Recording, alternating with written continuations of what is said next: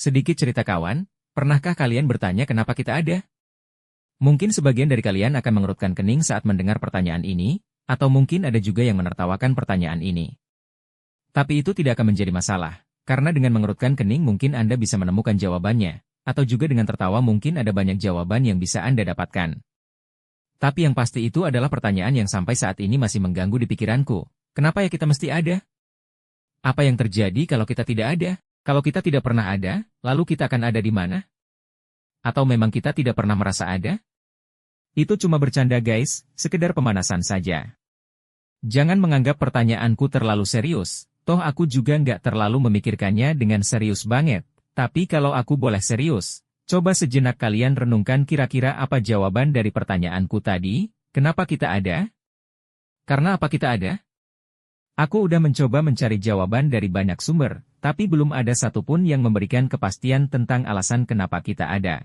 Mungkin sebagian dari kita menganggap pembahasan ini tidak akan ada gunanya, it's okay aku tidak akan mempermasalahkannya. Tapi bagi aku secara pribadi, mengenal diri sendiri itu jauh lebih penting daripada mengenal orang lain ataupun mengenal apapun yang ada di sekitar kita. Boleh saja ada orang yang baik, suka memberi, rajin menabung, gemar bersedekah dan sebagainya, tapi kalau orang tersebut tidak mengenal dirinya, akan jadi hal yang sangat berbahaya.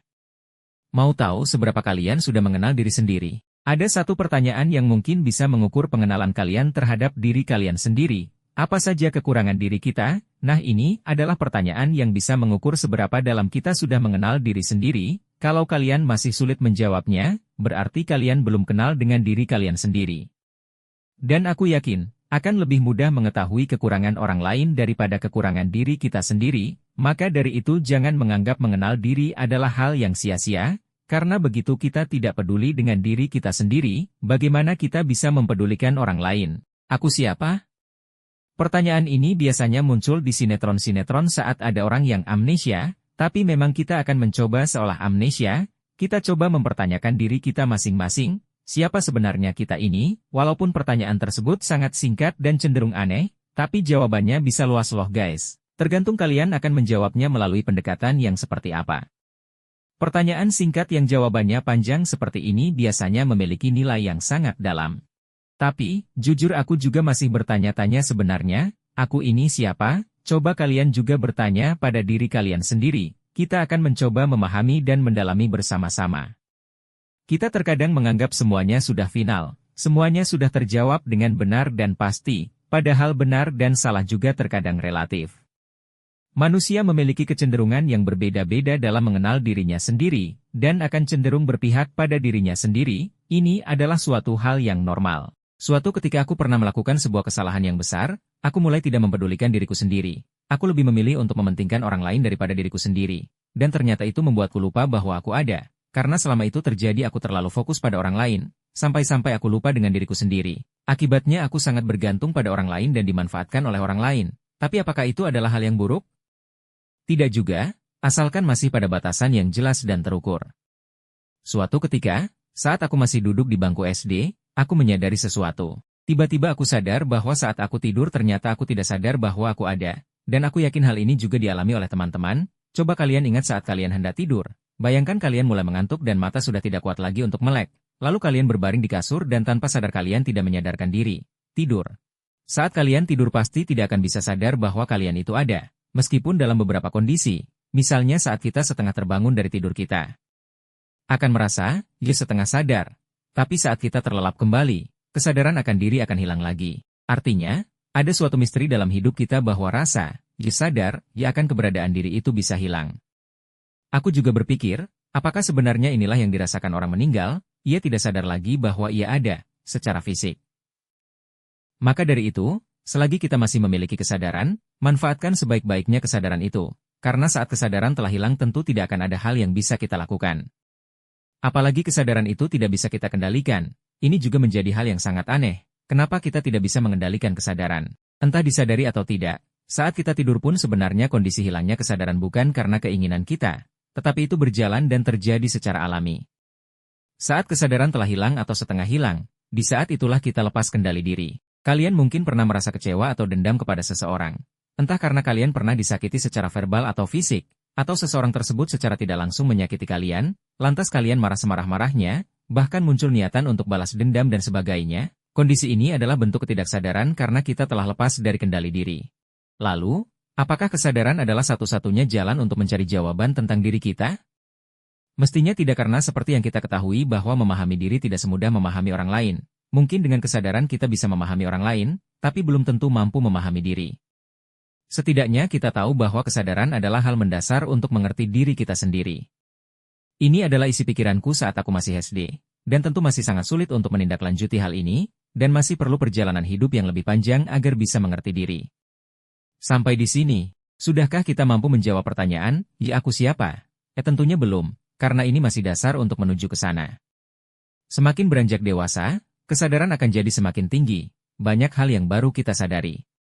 Suatu saat aku pernah bertanya kepada salah satu guru di sekolah, peristiwa ini terjadi saat aku SMP. Dia memang seorang guru yang aku anggap sangat filosofis, banyak hal yang dia ketahui tentang hal yang tidak pernah aku pikirkan.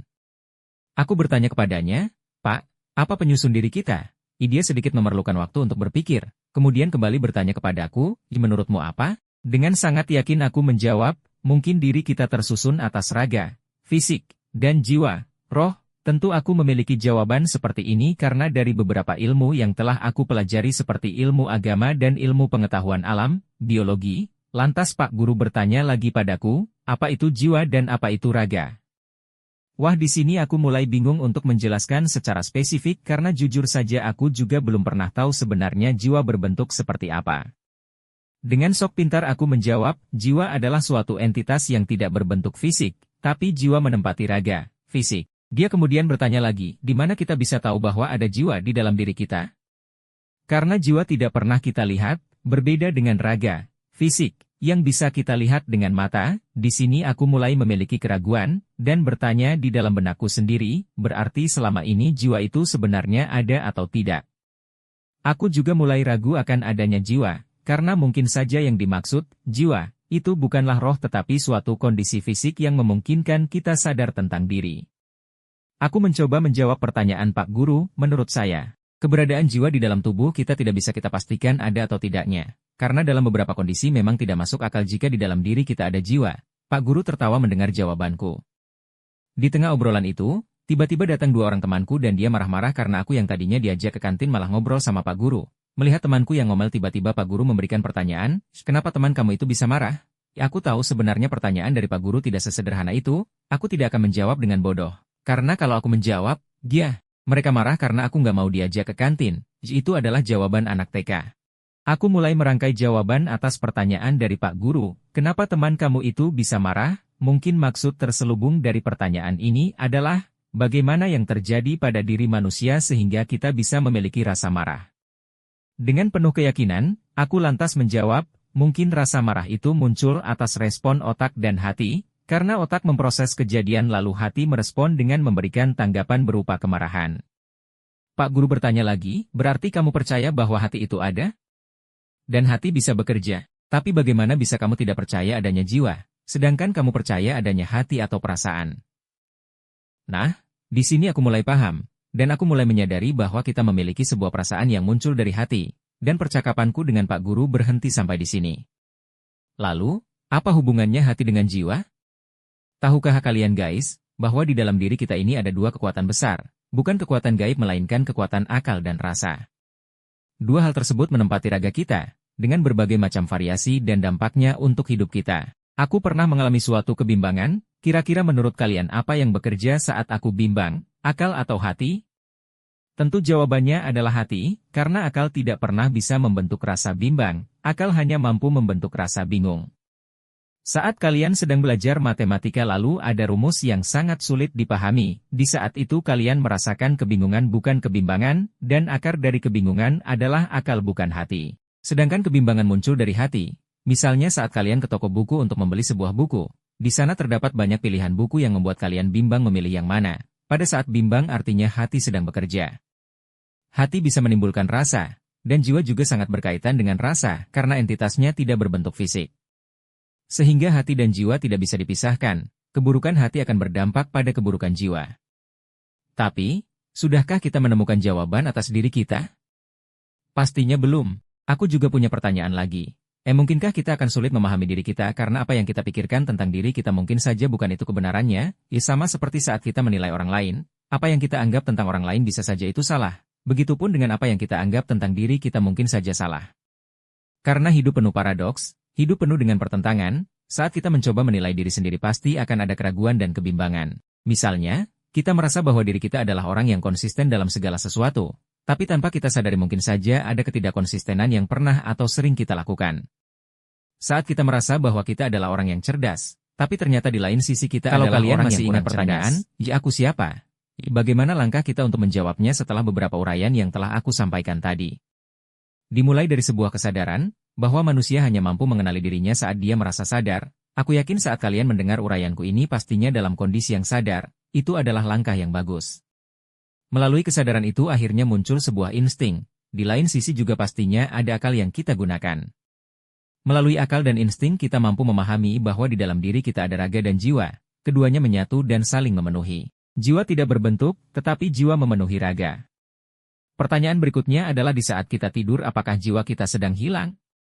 Karena jiwa itulah yang membentuk kesadaran dalam diri kita bahwa kita itu ada, dan dalam kondisi tidur, pingsan atau mati kita tidak memiliki kesadaran lagi. Artinya apakah saat itu jiwa telah hilang?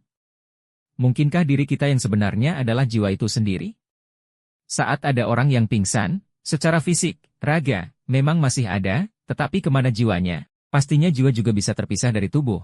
Padahal kesadaran, diri, ada saat jiwa dan raga bersatu. Sedangkan saat keduanya terpisah, artinya sudah tidak ada lagi kesadaran, diri, atau mungkin saja sudah tidak ada lagi, diri, kita.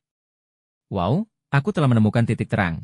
Semoga kalian juga bisa memaknai titik terang ini, walaupun aku tidak memaksa kalian untuk setuju dengan apapun yang dituliskan dalam buku ini, setidaknya kita akan sama-sama merenungkan. Titik terangnya adalah bahwa diri kita adalah jiwa kita, sebab jiwa yang membawa kesadaran tentang diri, mungkin secara definitif bisa disebut bahwa jiwa itulah yang membentuk diri, tentunya bersama dengan raga, keduanya menjadi pembentuk diri yang jikalau terpisah, maka hilanglah diri itu.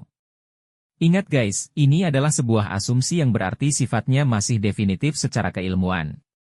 Sebuah asumsi tidak harus benar dan juga boleh saja salah. Setelah kalian membaca beberapa kisahku dalam pencarian diri tadi, aku berharap kalian juga bisa menemukan jawaban atas diri kalian, bukan hanya terpaku pada pengalaman subjektif saja. Aku yakin kalian pasti memiliki banyak pengalaman-pengalaman yang lebih unik dan pastinya menarik.